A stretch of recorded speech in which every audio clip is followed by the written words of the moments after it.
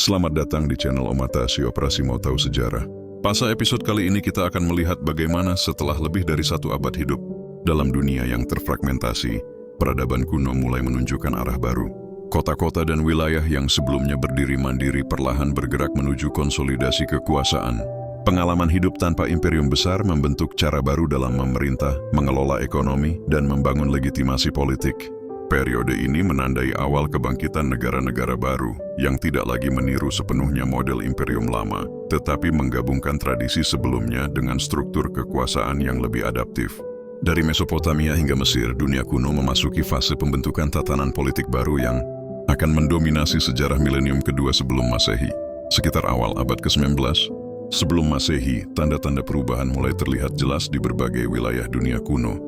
Fragmentasi politik yang sebelumnya mendominasi perlahan digantikan oleh upaya konsolidasi. Kota-kota yang berhasil mengelola sumber daya, menjaga stabilitas internal, dan menguasai jalur perdagangan mulai unggul dibandingkan tetangganya. Di Mesopotamia, persaingan panjang antar kota negara menghasilkan pemusatan kekuasaan secara bertahap. Kota-kota seperti Babylon yang sebelumnya tidak menonjol mulai tumbuh sebagai pusat politik dan ekonomi. Penguasa lokal memanfaatkan kelemahan rival-rival mereka, membangun aliansi strategis dan memperluas pengaruh melalui kombinasi diplomasi dan kekuatan militer. Berbeda dengan imperium lama, konsolidasi kali ini lebih berhati-hati. Para penguasa belajar dari runtuhnya kekuasaan sebelumnya bahwa kontrol berlebihan dapat memicu ketidakstabilan. Oleh karena itu, sistem pemerintahan yang berkembang cenderung mempertahankan otonomi lokal sambil tetap mengakui otoritas pusat.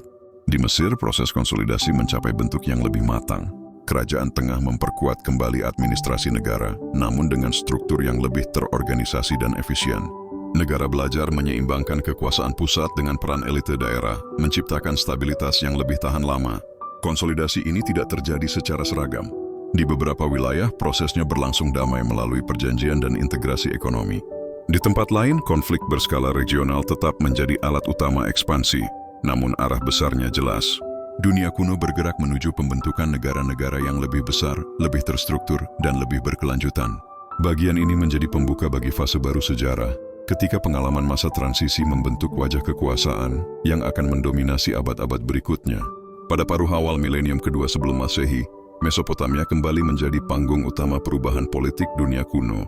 Setelah periode panjang fragmentasi, beberapa kota berhasil memanfaatkan situasi untuk membangun kekuasaan yang lebih stabil dan terpusat.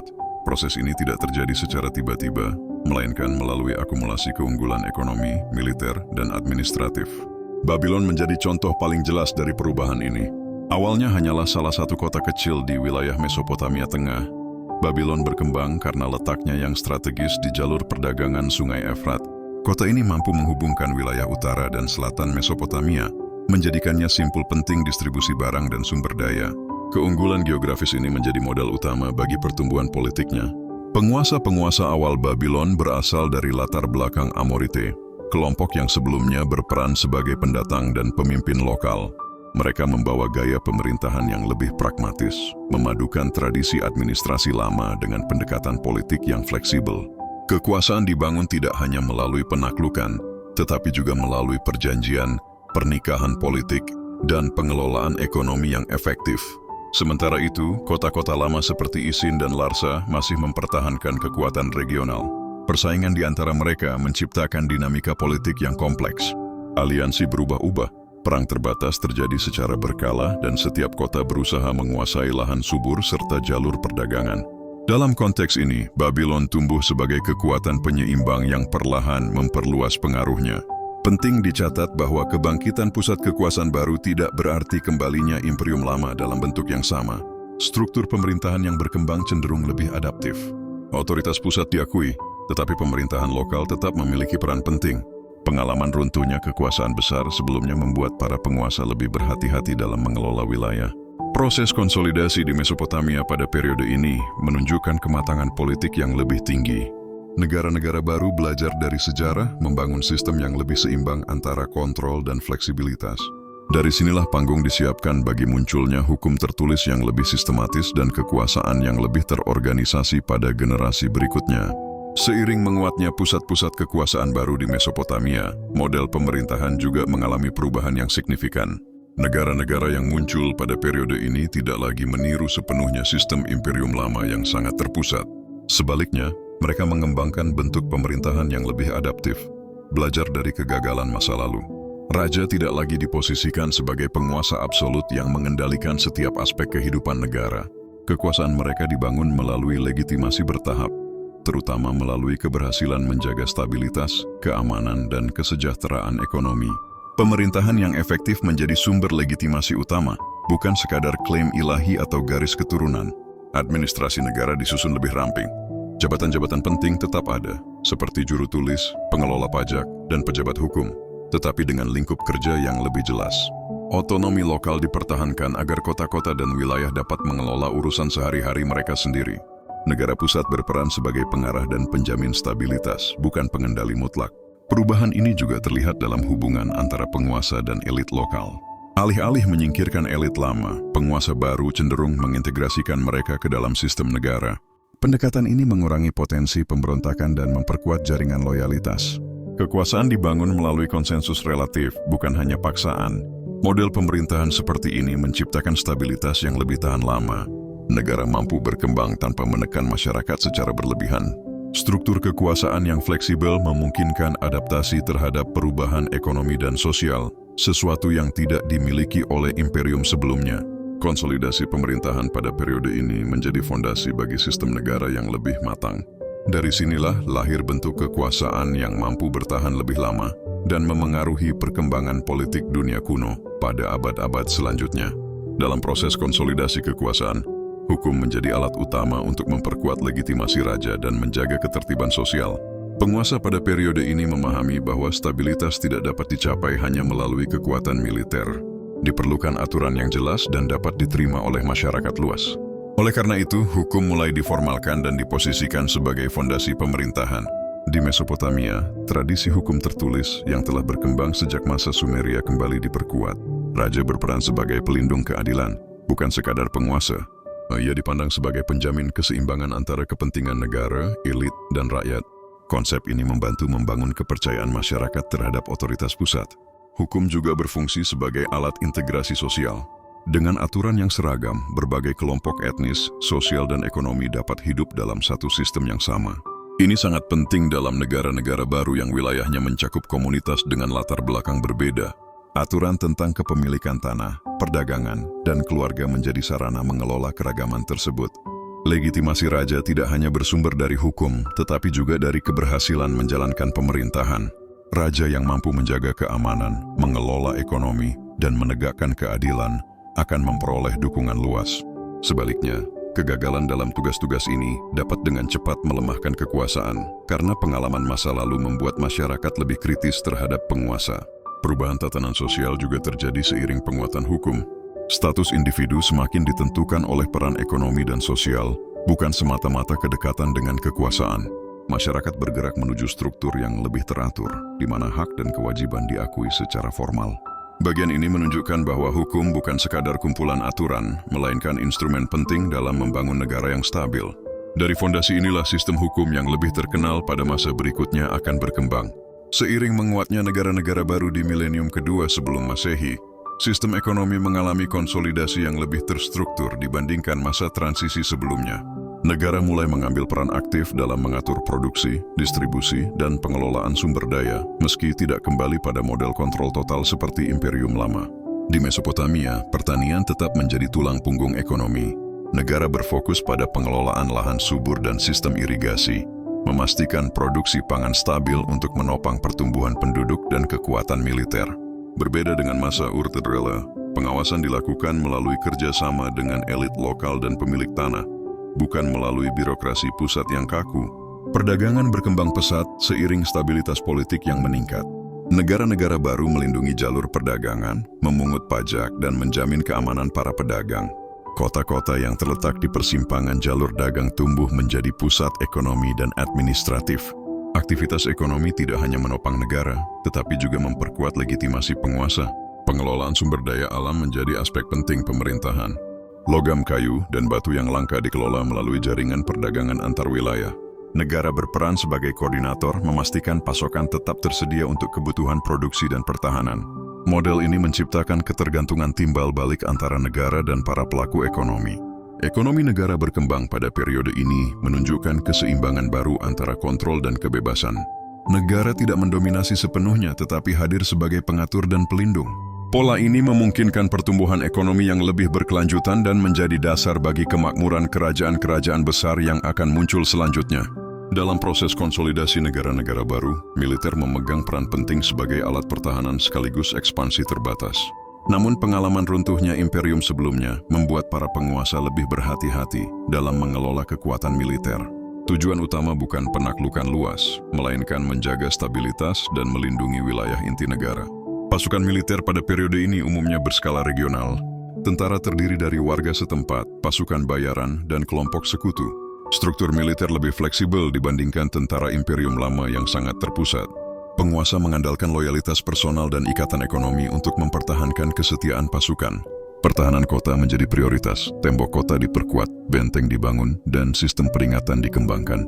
Kota-kota berfungsi sebagai pusat administratif dan ekonomi, sehingga perlindungannya sangat vital. Perang yang terjadi biasanya bersifat terbatas, berfokus pada perebutan wilayah strategis atau sumber daya penting. Strategi kekuasaan tidak hanya mengandalkan kekuatan militer.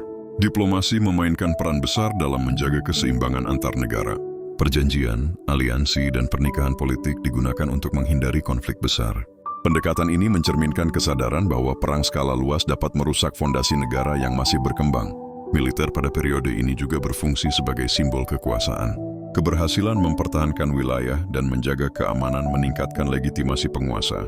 Sebaliknya, kegagalan militer dapat dengan cepat melemahkan otoritas raja. Bagian ini menunjukkan bahwa kekuatan militer pada awal milenium kedua SM lebih bersifat defensif dan strategis. Model ini membantu menciptakan stabilitas jangka menengah, memungkinkan negara-negara baru berkembang tanpa mengulang kesalahan imperium masa lalu. Pada awal milenium kedua sebelum Masehi, pemulihan politik yang terjadi di berbagai wilayah dunia diikuti oleh kebangkitan ekonomi yang lebih terstruktur.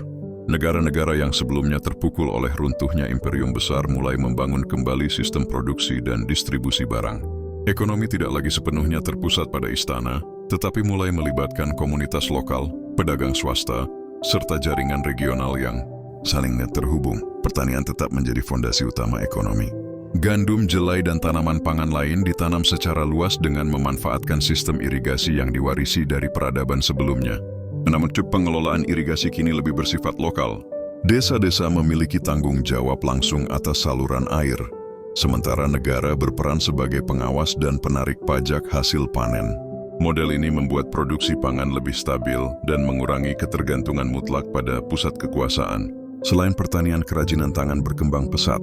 Logam seperti perunggu digunakan untuk membuat alat, senjata, dan perhiasan. Bengkel-bengkel kerajinan muncul di kota-kota besar dan kecil, seringkali berada di bawah perlindungan penguasa lokal. Produk-produk ini tidak hanya digunakan untuk kebutuhan domestik, tetapi juga menjadi komoditas penting dalam perdagangan antar daerah. Perdagangan jarak jauh mengalami kebangkitan signifikan. Jalur perdagangan darat dan laut yang sempat terputus mulai aktif kembali. Wilayah Mesopotamia, Levan, Anatolia, dan Mesir terhubung melalui jaringan pedagang yang membawa logam, batu mulia, kayu, tekstil, dan hasil pertanian. Perdagangan ini tidak hanya memindahkan barang, tetapi juga ide, teknologi, dan praktik budaya. Para pedagang memegang peran strategis dalam perekonomian. Mereka sering bertindak sebagai perantara antara negara-negara yang berbeda bahasa dan budaya. Dalam beberapa kasus, pedagang memiliki perlindungan hukum khusus dan diizinkan membentuk komunitas sendiri di kota asing. Keberadaan mereka memperkuat hubungan ekonomi lintas wilayah dan menciptakan ketergantungan timbal balik antar negara. Sistem ekonomi pada periode ini juga menunjukkan awal dari spesialisasi regional. Wilayah tertentu dikenal sebagai penghasil logam, sementara wilayah lain unggul dalam tekstil atau pertanian. Spesialisasi ini mendorong perdagangan yang lebih intensif dan memperkuat jaringan ekonomi regional. Negara-negara yang mampu mengontrol jalur perdagangan strategis memperoleh keuntungan ekonomi dan politik yang besar. Mata uang belum digunakan secara luas, tetapi sistem barter dan penggunaan perak sebagai alat tukar mulai distandardisasi. Timbangan dan ukuran menjadi lebih seragam, mencerminkan upaya negara untuk mengatur transaksi dan mencegah kecurangan. Langkah ini meningkatkan kepercayaan dalam perdagangan dan memperlancar aktivitas ekonomi. Kebangkitan ekonomi dan perdagangan jarak jauh pada periode ini menjadi faktor kunci stabilitas dan pertumbuhan negara-negara awal milenium kedua SM. Jaringan ekonomi yang saling terhubung tidak hanya menopang kehidupan sehari-hari, tetapi juga membentuk fondasi bagi perkembangan peradaban yang lebih kompleks di masa berikutnya. Model ekonomi ini menunjukkan bahwa kerjasama dan pertukaran dapat menjadi sumber kekuatan yang setara dengan kekuatan militer. Seiring menguatnya kembali struktur ekonomi dan politik pada awal milenium kedua sebelum Masehi, perkembangan teknologi memainkan peran penting dalam meningkatkan kualitas hidup masyarakat. Inovasi tidak selalu bersifat revolusioner, tetapi muncul melalui penyempurnaan bertahap terhadap teknik yang telah dikenal sebelumnya. Perubahan kecil namun konsisten ini berdampak besar pada produktivitas, efisiensi, dan daya tahan komunitas manusia dalam menghadapi lingkungan.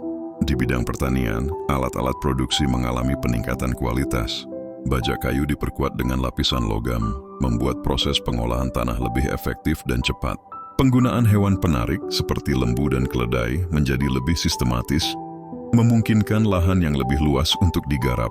Teknik rotasi tanaman mulai dikenal secara sederhana, membantu menjaga kesuburan tanah dan mengurangi risiko gagal panen. Teknologi irigasi juga mengalami adaptasi penting. Saluran air diperbaiki dengan dinding yang lebih kokoh, dan pintu air sederhana digunakan untuk mengatur aliran sesuai musim. Inovasi ini sangat krusial di wilayah dengan curah hujan tidak menentu. Dengan pengelolaan air yang lebih baik, masyarakat mampu menanam lebih dari 1 kali dalam setahun, meningkatkan cadangan pangan dan stabilitas sosial. Dalam kehidupan perkotaan, teknik konstruksi berkembang pesat. Bangunan tidak lagi hanya mengandalkan bata lumpur mentah, tetapi mulai menggunakan bata yang dibakar untuk struktur penting seperti gudang, istana, dan kuil. Atap diperkuat dengan balok kayu, sementara tata letak kota dirancang lebih teratur untuk memudahkan pergerakan dan pengawasan. Perkembangan ini mencerminkan pemahaman yang lebih baik tentang arsitektur dan perencanaan ruang. Di bidang transportasi, inovasi sederhana namun berdampak besar muncul. Kereta beroda 2 digunakan secara lebih luas untuk mengangkut hasil pertanian dan barang dagangan. Perahu sungai didesain ulang agar lebih stabil dan mampu membawa muatan lebih besar. Transportasi yang lebih efisien mempercepat distribusi barang dan memperluas jangkauan perdagangan regional. Teknologi juga memengaruhi kehidupan rumah tangga. Peralatan memasak dari tanah liat dibentuk dengan teknik yang lebih presisi, memungkinkan penyimpanan dan pengolahan makanan yang lebih aman. Pakaian dibuat dengan teknik tenun yang lebih halus, mencerminkan kemajuan dalam pengolahan serat alami seperti wol dan linen. Inovasi ini tidak hanya meningkatkan kenyamanan, tetapi juga menjadi penanda status sosial. Pengetahuan teknologi diturunkan melalui praktik langsung dan tradisi lisan. Bengkel kerajinan menjadi pusat pembelajaran, di mana keterampilan diwariskan dari satu generasi ke generasi berikutnya. Negara dan kuil sering mendukung para pengrajin karena hasil kerja mereka memiliki nilai ekonomi dan simbolik yang tinggi. Kemajuan teknologi pada periode ini menunjukkan kemampuan manusia untuk beradaptasi secara kreatif terhadap tantangan lingkungan dan sosial. Inovasi yang lahir dari kebutuhan sehari-hari membentuk dasar bagi perkembangan teknologi yang lebih kompleks di masa depan. Dengan menggabungkan pengalaman masa lalu dan penyesuaian baru, masyarakat awal milenium kedua SM menciptakan sistem kehidupan yang lebih tangguh dan berkelanjutan. Pada awal milenium kedua sebelum Masehi, kepercayaan dan praktik keagamaan menjadi salah satu fondasi utama dalam membangun keteraturan sosial. Setelah periode ketidakstabilan politik dan runtuhnya kekuasaan besar, masyarakat memandang agama sebagai sarana untuk memahami ketidakpastian hidup dan memulihkan rasa aman. Kepercayaan tidak hanya bersifat spiritual, tetapi juga terintegrasi erat dengan hukum, pemerintahan, dan kehidupan sehari-hari. Agama pada masa ini umumnya bersifat politeistik. Setiap wilayah memiliki dewa-dewi utama yang berkaitan langsung dengan lingkungan alam dan aktivitas ekonomi setempat. Dewa kesuburan dipuja di daerah agraris, dewa sungai dihormati di kawasan aliran air besar, sementara dewa pelindung kota menjadi simbol identitas politik. Keberadaan banyak dewa mencerminkan cara masyarakat memandang alam sebagai kekuatan yang beragam dan saling memengaruhi. Ritual keagamaan dilakukan secara teratur untuk menjaga keseimbangan antara manusia dan dunia ilahi. Persembahan berupa hasil panen, hewan ternak, atau benda kerajinan diberikan di kuil-kuil. Ritual ini diyakini dapat mendatangkan perlindungan, kesuburan, dan keberuntungan.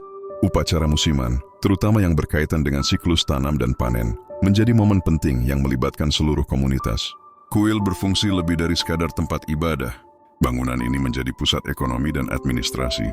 Gudang kuil menyimpan hasil persembahan dan cadangan pangan, sementara pendeta berperan sebagai pencatat transaksi dan penjaga kalender ritual.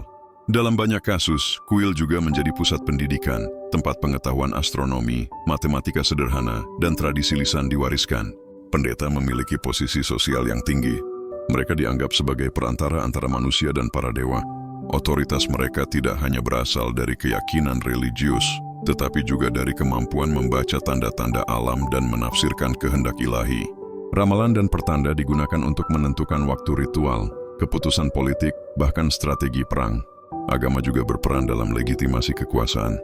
Penguasa seringkali mengklaim bahwa kekuasaannya mendapat restu ilahi. Hubungan simbolik antara raja dan dewa diwujudkan melalui pembangunan kuil, penyelenggaraan festival besar, dan pelaksanaan ritual negara. Dengan cara ini, agama membantu memperkuat stabilitas politik dan mencegah perlawanan terbuka. Dalam kehidupan individu, kepercayaan membentuk nilai moral dan etika. Pelanggaran terhadap norma tidak hanya dianggap sebagai kesalahan sosial, tetapi juga sebagai dosa yang dapat mendatangkan bencana. Dengan menyediakan kerangka makna dan keteraturan, praktik keagamaan membantu masyarakat bertahan dan berkembang di tengah dunia yang masih penuh ketidakpastian.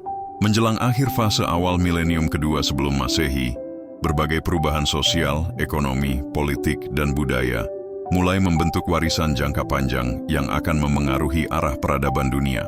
Periode ini seringkali tidak dipandang sebagai masa kejayaan besar, namun justru menjadi fase fondasional yang menentukan kestabilan dan kesinambungan sejarah di wilayah-wilayah utama dunia kuno. Salah satu warisan terpenting adalah terbentuknya struktur masyarakat yang lebih seimbang.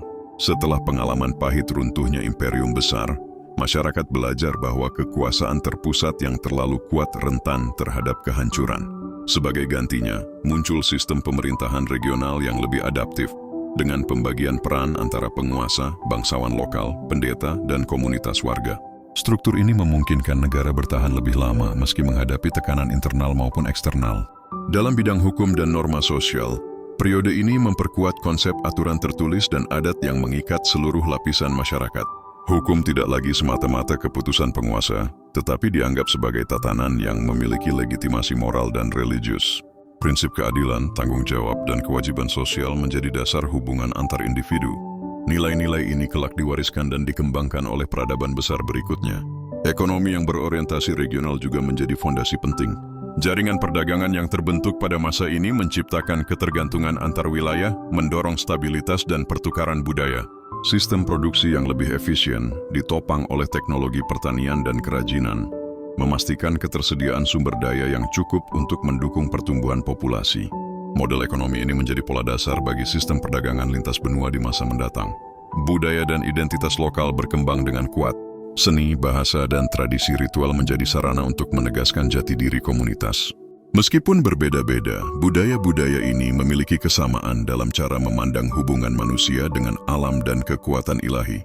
Kesamaan tersebut memudahkan interaksi dan integrasi antar peradaban ketika kontak semakin intensif di kemudian hari. Pendidikan dan transmisi pengetahuan juga mengalami kemajuan penting. Pengetahuan tidak lagi terbatas pada kalangan elit tertentu, tetapi mulai tersebar melalui bengkel kerajinan, kuil, dan institusi lokal. Tradisi lisan tetap dominan, namun pencatatan sederhana membantu menjaga kesinambungan pengetahuan lintas generasi. Proses ini memungkinkan akumulasi pengalaman kolektif yang menjadi modal intelektual bagi peradaban selanjutnya. Warisan terpenting dari periode ini adalah kemampuan manusia untuk belajar dari krisis. Pengalaman ketidakstabilan mendorong inovasi dalam cara mengelola kekuasaan, ekonomi, dan kehidupan sosial. Adaptasi ini menunjukkan fleksibilitas peradaban manusia dalam menghadapi perubahan lingkungan dan tantangan sejarah.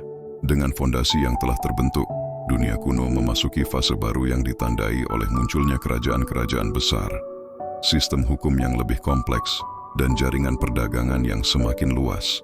Apa yang dibangun pada periode ini tidak hilang, melainkan menjadi lapisan dasar yang menopang kemajuan peradaban dunia selama berabad-abad ke depan. Terima kasih sudah menonton video ini. Jika Anda suka dengan konten seperti ini, silahkan klik tombol like dan subscribe. Silahkan tinggalkan komentar dan share video ini.